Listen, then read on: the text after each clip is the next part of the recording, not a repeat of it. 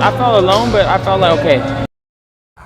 Ryan Garcia reveals how Oscar De La Hoya and his whole team turned their backs on him after he lost to Gervonta Davis, but Tank's team showed him love. He talks about that. I'm going to let y'all hear the audio, but before we do that, make sure that you hit my like button and subscribe to the channel if you're not already subbed to the channel. What's happening with it, y'all? Make sure that y'all do me that favor and smash my like button. Now, Ryan Garcia has now come out and he's talked about how Oscar De La Hoya and the whole team, they turned their back on him after they lost to Gervonta Davis. Now, we all know one big thing that Ryan Garcia gained. He gained a lot of fans, even more of a fan base than he had before he lost to Tank. And he gained a whole lot of money because they did some big numbers. They did like 1.3, 1.4 million pay-per-view buys, as most people already know that by now.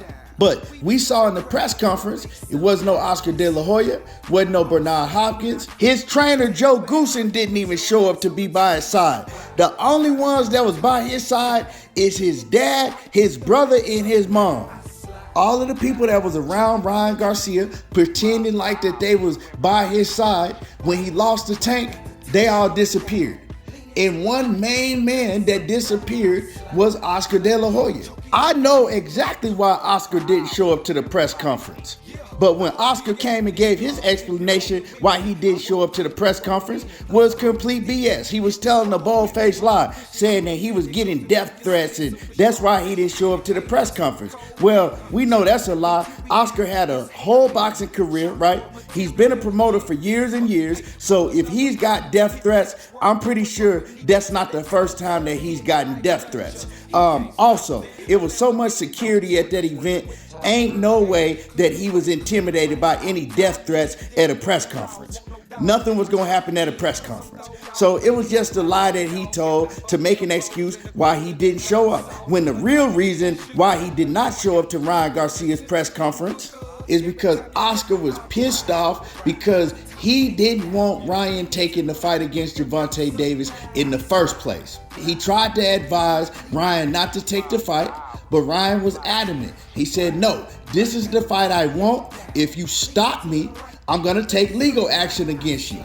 You know what I'm saying? I'm going to take legal action against you if you stop me.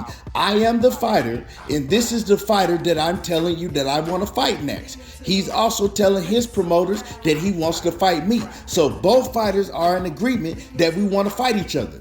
So if you try to get in the way and stop the fight, we will take legal action against you. And Oscar wasn't feeling that. So after Oscar continued to try to do things to stop the fight from going through behind the scenes, Leonard Ellaby even talked about it himself. He said Oscar tried to do everything he could behind the scenes to stop the fight from taking place. After that didn't work, and they decided to go on and go through with the negotiations when Tank Davis and his team put the rehydration clause in the contract. Oscar, he wasn't for that at all. But Tank and his team, they was the A side and they wasn't budging. They was like, take it or leave it. And Oscar, he wanted to leave it. Ryan Garcia, he said he don't care what they put in the contract. He wants to fight Tank. So they had to go through with the negotiations once again. And Oscar was pissed about that. He was pissed. Oscar even went on record and he talked about in the interview how he didn't want Ryan Garcia to take the rehydration clause. If it was him, he would have never took the rehydration clause. He really couldn't do nothing about it because Ryan was threatening him with legal action and all of that if he stopped the fight. We saw the results at the press conference. No Oscar De La Hoya, no Bernard Hopkins, no trainer. And Oscar was on some I told you type shit. I told you not to take this fight against Tank. I told you not to agree to the rehydration clause. I told you not to, and you still did it. Now I done took another L to Floyd Mayweather, and deep down inside, my pride is killing me. Y'all already know Oscar don't want to lose nothing to Floyd. He still ain't got over that loss that he lost to Floyd in 2007. But what I'm going to do right here is I'm going to let y'all hear the audio of what Ryan Garcia had to say, and then I'm going to come back and I'm going to talk about it some more with y'all. I felt alone, but I felt like, okay, let me just get back to focus. I got a new coach, great coach. I saw it. We're gonna be working together. It's interesting how sometimes you gotta rework things and set up the team differently and all that stuff, because it does affect you. But thank God that he showed me everybody that, you know, may have not been working for me. If a win, I wouldn't have got to see it. A loss, I seen everybody leave me, and then I got to see who was really there for me. After the fight, nobody was there for me. Like, my team, but just didn't come to the press conference. They ain't go do nothing. You know what I mean? That's so garbage, man. I was left with somebody betrayed me in camp. They weren't trying to look out for me after the fight. It was like I was left with that. That's worse than the fight, bro. It was the worst. And I had Tank's team really care about me more than my own team. I had God with me the whole way, so I'm gonna understand who's there with me. God, my mom, and the team I'm gonna have now. So there y'all hear it. Now, when Ryan Garcia says that he felt alone, he was talking about after he got knocked down from Gervonta Davis. You know, he didn't have no instructions from Joe Goossen. He said he felt like that he was in the fight by himself. Joe Goossen was just there to get a paycheck. He said Joe wasn't with him. He wasn't even telling him nothing. He felt alone, so he had to gather his thoughts himself, and he had to come up with a game plan and let himself know that he needs to stay patient and don't do nothing stupid and take no big chances. So that's what he was talking about when he said that he felt alone. He was talking about inside of the ring. Now, afterwards, he talked about how he also felt alone because he pretty much was alone at the press conference. And you heard him talk about how Gervonta Davis's team was there for him when his own team wasn't even there. He said they didn't hit him up afterwards. They didn't ask him how he was doing. They didn't go out and try to hang out with him or nothing. It was just, we got our money. We chunking the deuce. I don't know what you gonna do, but whatever you do, hey, the fight is over. We done made our money. And that's just basically what it was. So he got rid of Joe Goossen, as we know. He got Derrick James, which is a hell of a trainer. He's over there training with Errol Spence and Jermell Charlo and Frank Martin and Anthony Joshua. So he got some hell of a fighters around him. He got a hell of a trainer. And I can't wait to see what Ryan Garcia looks like from here on out. Also, we know yesterday, you know, Oscar came out once again and he put out news that he was going to try to make a fight between Manny Pacquiao and Ryan Garcia. Now, Ryan, he's seen the news that Oscar put out saying that he's going to try to make that fight for Ryan next, and that's the fight that he wants because it's a big mega fight.